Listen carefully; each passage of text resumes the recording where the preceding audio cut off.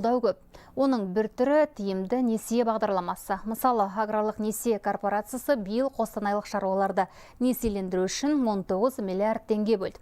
Осының арқасында Қарабалық ауданында етті майлы қой тұқымы 5 мыңға жетті.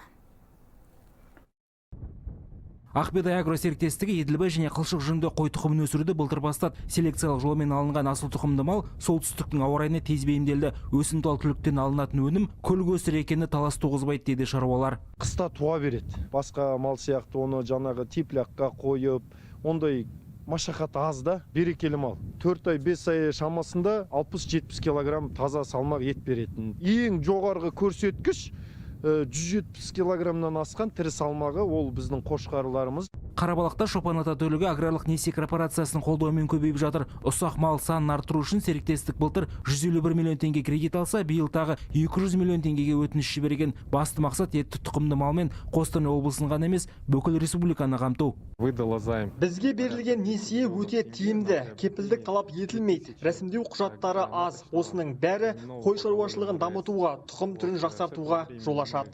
Ауылдағы бизнестің дамуына корпорацияның тікелей несиесі де несиелік серіктестіктер арқылы берілетін қаржысы да септігін тигізіп жатыр. Қостанай филиалы 2022 жылы 19 миллиард 700 миллион теңге сомасына 564 жобаны, соның ішінде 76 миллион 225 мың теңге сомасына ұсақ мал өсіруге 10 жобасын қаржыландырды. Жыл соңына дейін аграрлық несие корпорациясы отандық шаруаларды қолдауға 350 миллиард теңге бағыттамақ. Данияр Сұлтанұлы, Ремек Мұхамедияров, Қостанай облысы, Хабар 24.